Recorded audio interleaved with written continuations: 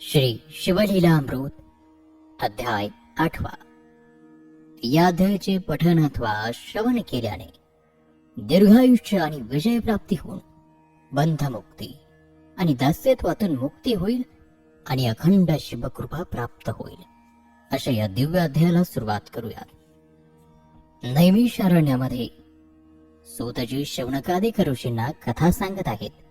ते म्हणाले, शिवयोगीने भद्रायूला शिवकवच शिकवले, महामृत्युंजय मंत्र दिला, रुद्राक्ष धारण कसे करावे, भस्मलेपन कसे करावे, त्याचबरोबर विविध नीतींचेही ज्ञान दिले. एकदा भद्रायूचा पिता वज्रबाहू याच्या राज्यावरती मगध देशाचा राजा हेमरथाने अनेक राजाच्या मदतीने आक्रमण केले. वज्रबाहू एकटा होता. त्याने पराक्रमाची शर्त केली. 10 दिवसांपर्यंत घनघोर युद्ध चालू होते. मात्र शेवटी वज्रबाहूचा पराभव झाला. विजयी सेनेने नगरात लुटालूट केली. राजपरिवारातील स्त्रिया, पुरुष, मोठमोठे मंत्री यांना बंदीखान्यामध्ये टाकले. हेमरथाने वज्रबाहूला त्यांच्या काही महत्वाच्या मंत्र्यासह रथाला बांधून आपल्या राज्याकडे घेऊन चालला असताना या दुःखद आणि अपमानित अवस्थेतून आपल्याला कोणी सोडवेल का? आपल्याला बंधू नाही, पुत्र नाही, आपला कोणी कैवारी नाही, असे विचार वज्रबाहूच्या मनात वारंवार येऊ लागले. आपला पिता वज्रबाहू याला शत्रू रथाला बांधून पळवून नेत आहे हे वृत्त भद्रायूला कळताच त्याने गुरूंचे स्मरण करून सर्वांगाला भस्म फासले. शंख, खडग आणि शस्त्र हातामध्ये घेतले आणि महामृत्युंजय मंत्राचा जप केला. पद्माकर राजाचा मुलगा सुनयन याला बरोबर घेतले. माता सुमतीला नमस्कार करून ते आपल्या पितेला सोडवण्यासाठी निघाले. त्या दोघांना पाहताच शत्रू गर्भगळीत झाले. शस्त्रास्त्रांचा भडीमार होऊ लागला. दोन्हीकडील रणवाद्य उच्च स्वरात वाजू लागली. भद्रायूने शंख वाजविला आणि त्या नादाने शत्रूकडील अनेक वीर मूर्छित पडू लागले. युद्धाचे पारडे फिरले आणि आपले सैन्य पराभूत होत आहे हे पाहून हेमरथ युद्धभूमीवर रथासह आला. द्वेषाने त्याने शरवर्षाव केला. तो पराक्रमी आणि युद्ध विशारद असल्याने त्याची सरशी होऊ लागली. तेव्हा भद्रायूने शिवयोगीने दिलेले खडग खडगकोशातून काढले आणि त्याच्या तेजाने शत्रूचे हजारो सैनिक भस्मसात झाले. आपण आता या मुलाच्या हातून वाचत नाही हे पाहून हेमरथाने रथाला बांधलेले वज्रबाहू आणि त्याचा प्रधान यांना सोडून देऊन तेथून पळून जाण्याचा प्रयत्न केला. त्याच्या मागे त्याचे सैन्य सुद्धा पळू लागले. हे पाहताच भद्रायूने धावत जाऊन हेमरथाला धाडकन पाडले आणि तो रक्त ओकू लागला. भद्रायूच्या सैनिकांनी हेमरथाच्या प्रधानाला पकडले. भद्रायूने हेमरथाच्या केसात 5 पट काढले, अर्धे मिशी काढून टाकली आणि त्याला दाशार्ह राजाच्या नगरामध्ये रथाला बांधून चालवले. हेमरथाने जी लूट केली होती ती भद्रायूने पुन्हा प्राप्त करून सर्व वस्तू नगरामध्ये जागच्या जागी परत केल्या. त्याला पाहताच राजाला त्याच्याबद्दल स्नेह वाटू लागला. त्याला आलिंगन द्यावेसे वाटले. आपल्याला असे का वाटते याचे राजाला नवल वाटू लागले. भद्रायूला पाहताच राजाच्या डोळ्यातून अश्रुधारा वाहू लागल्या. त्याने विचारले, कुमार, तू कोण आहेस? आम्ही पराभवाच्या समुद्रात पोळत असताना तू आम्हाला वर काढलीस. शत्रुरूपी दाबाग्नी जळत असताना तू मेघ होऊन वृष्टी केलीस. राजा बोलत असताना राजस्त्रिया धावत आल्या. त्यांनी भद्रायूची दृष्ट काढली आणि त्या म्हणाल्या, आपण सर्वांनी नगरामध्ये चलावे. ज्या शत्रूला पकडले आहे त्यांना कडेकोट बंदिवासात ठेवावे. भद्रायूसह वज्रबाहू आणि त्याचे प्रधान सेनापती सैन्य जयघोष करीत राजवाड्यामध्ये गेले. शत्रूला बंदीखान्यात टाकून भद्रायूने वज्रबाहू राजाला सिंहासनावर बसवले. जयवाद्य वाजू लागले. नगर शृंगारले. रथातून साखर वाटण्यात आली. वज्रबाहू राजाचे अभिनंदन करण्यासाठी प्रजाजन त्वरेने येऊ लागले. तेव्हा राजा संकोचाने म्हणाला, ज्याने मला आणि आपल्या राज्याला शत्रूपासून वाचवले त्या कुमारांचे अभिनंदन करा. प्रजाजनांनी भद्रायू आणि सुनयन यांचा जय जयकार केला. भद्रायू आणि सुनयन रथामध्ये बसून पद्माकर राजाच्या नगरीला आले. तेथे त्यांनी पद्माकर राजा आणि माता सुमतीला सारे वृत्त सांगितले. ते ऐकून सुमतीला पुत्राविषयी अभिमान वाटला. वात्सल्याने तुझे अंतःकरण भरून आले. धन्यता वाटली. पद्माकर राजालाही आनंद झाला.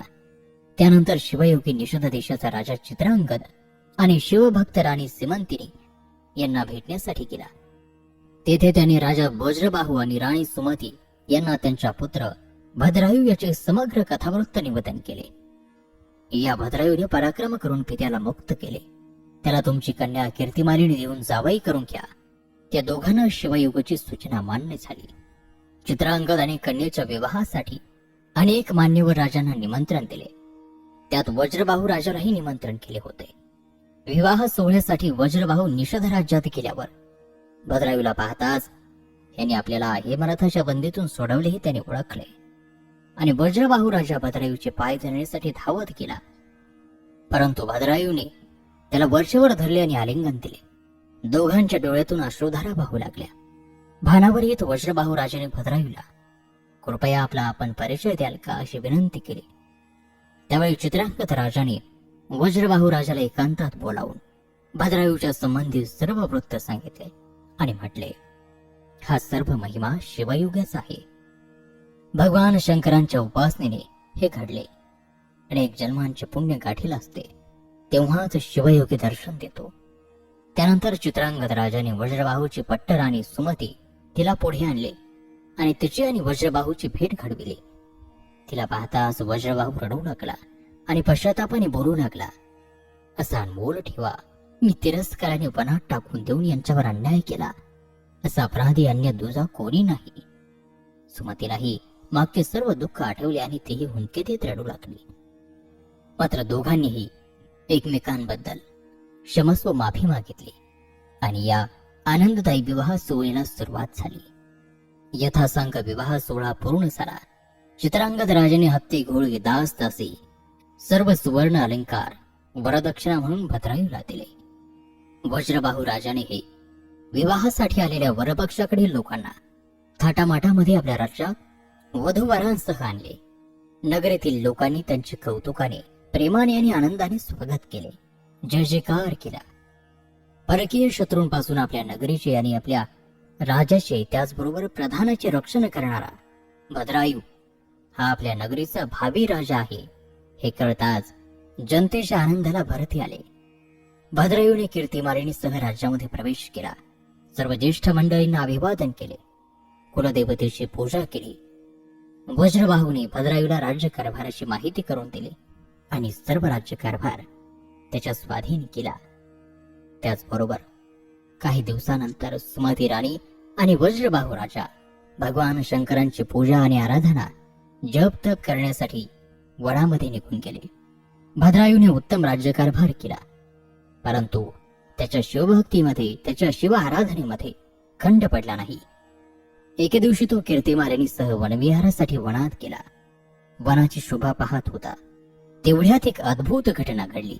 एक पुरुष त्याच्या मागे एक स्त्री मोठमोठ्याने किंकाळ्या फोडीत ओर फुटोस तो धावत येत होते. पुरुष ओरडत होता, राजा धाव, आमच्या पाठीमागे वाघ लागला आहे.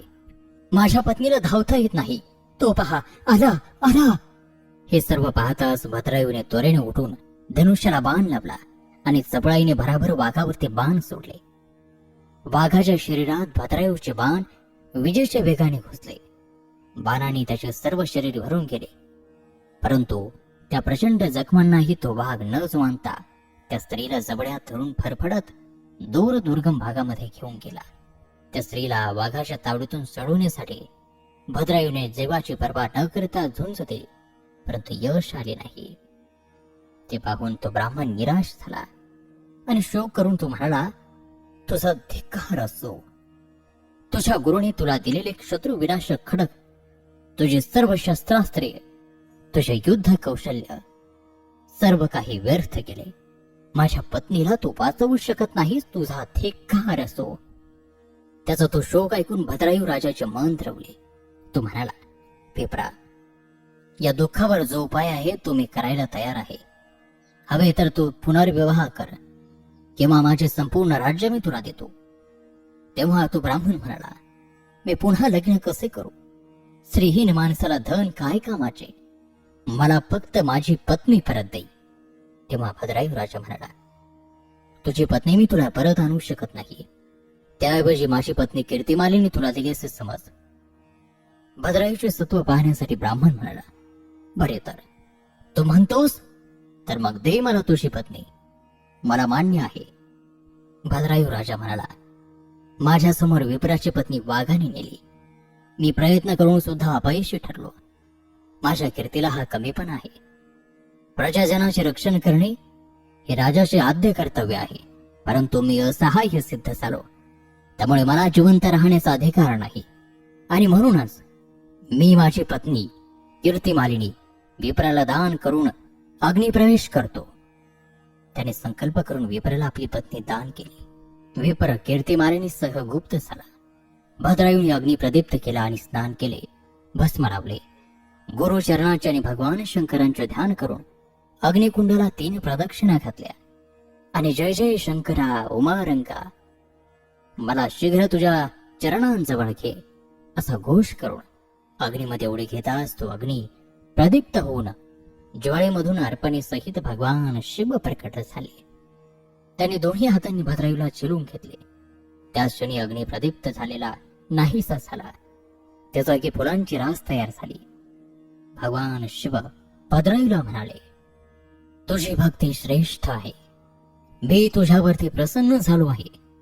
तुला इष्ट असा वर माग. भद्रायू सद्गतीत होऊन म्हणाला, पंचवदना, विप्राची स्त्री त्याला परत आणून दे. भगवान शिव हसून म्हणाले, भद्रायू, मीच वाघ आणि मीच विप्र झालो होतो. विप्राची स्त्री म्हणजे पार्वती होती. तुझ्या भक्तीची परीक्षा पाहण्यासाठीच आम्ही हे नाटक केले. तू त्यामध्ये उत्तीर्ण झालास. हे तुझे कीर्तिमालिनी घे. आणि असे म्हणून भगवान शंकरांनी कीर्तिमालिनीला पुन्हा प्रकट केले. त्यावेळी देवांनी पुष्पवृष्टी केली. भगवान शंकर म्हणाले, अरे गुणवंता, तू धन्य आणि तुझी माझ्यावरती निष्ठाही धन्य. तुला इष्ट असा वर माग. तेव्हा भद्रायू राजा म्हणाला, माझे माता पिता यांना तुमच्यापाशी स्थान द्यावे. त्याला तथास्तु म्हणून त्यांनी कीर्तिमालिनीला वर मागायला लावले. तेव्हा ती म्हणाली, माझे पिता चित्रांगद राजा आणि माझी माता सीमंतिनी यांनाही आपल्या चरणी अक्षय सहवास द्यावा. त्या दोघांना तथास्तु म्हणून भगवान शंकर म्हणाले, तुम्ही मागितले ते मी तुम्हाला दिले. याशिवाय माझे चित्त तुमच्याजवळ असेल. आणि असे म्हणून पार्वतीसह भगवान शंकर अंतर्धान पावले. त्यानंतर पुष्कळ वर्ष सुखा समाधानाने राज्य करून प्रजेला त्यांनी सुखी केले आणि योग्य वेळ येताच त्यांना कैलासाला नेले. योग्य वेळ येताच पद्माकर वैश्य राजा आणि त्याची स्त्री यांना पुत्रांसह कैलासाला शिवदूतांनी नेले. श्रोतो, भद्रायू राजाचे आख्यान ऐकणे म्हणजे आयुष्य, यश आणि विजय देणारे आहे. हे तुम्हा आम्हाला श्रवण घडले. ही आपली परम पुण्याची पर्वणी आहे. आजच्या या अध्यायाबरोबर आपला शिवलीला अमृत ग्रंथातील 8वा अध्याय समाप्त होत आहे. उर्वरित कथाभाग पुढील 9व्या अध्यायामध्ये. तेव्हा पुन्हा भेटूयात पुढील अध्यायात.